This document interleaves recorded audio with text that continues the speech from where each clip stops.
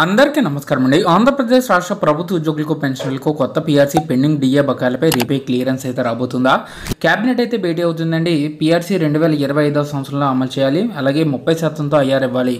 So ఈ వీడియోలో వీటి రెండు గురించి పూర్తి వివరాలు అయితే తెలుసుకుందామండి. సో ఎప్పటి నుంచో ఎదురు చూస్తూ వస్తున్న ఎంప్లాయీస్కి సంబంధించి ఒక శుభవార్త అయితే రేపు రాబోతుంది అన్నట్లుగా మనకి ఉద్యోగులు ఎంతో కోరికగా ఉన్నారండి. అయితే దీనికి సంబంధించి ప్రభుత్వం నిర్ణయాలు అయితే తీసుకోవాల్సి అయితే ఉంది.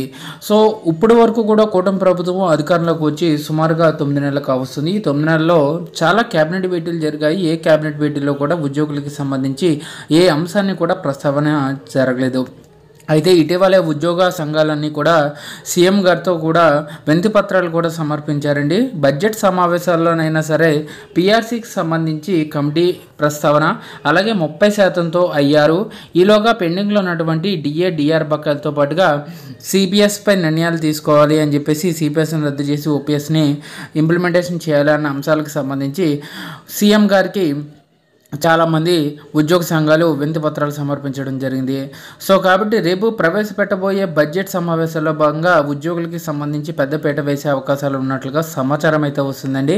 అయితే వీటికి సంబంధించి రేపు బడ్జెట్లో ప్రస్తావన వస్తే మాత్రం ఉద్యోగులకి సంబంధించి ముందుగా పీఆర్సీ కమిటీకి సంబంధించి 30%తో ఐఆర్ అయితే విడుదల చేయాలని ఉద్యోగులు భావిస్తున్నారు.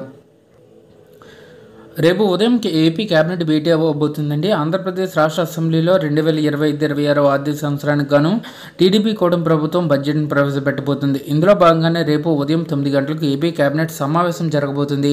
ఈ మంత్రిమండలిలో సమావేశంలో బడ్జెట్కు ఆమోదం తెలుపుతుంది. ఆ తర్వాత ఉదయం 10 గంటలకు శాసనసభలో ఆర్థిక మంత్రి పయ్యావుల కేశవ్ బడ్జెట్ను ప్రవేశపెట్టబోతున్నారు.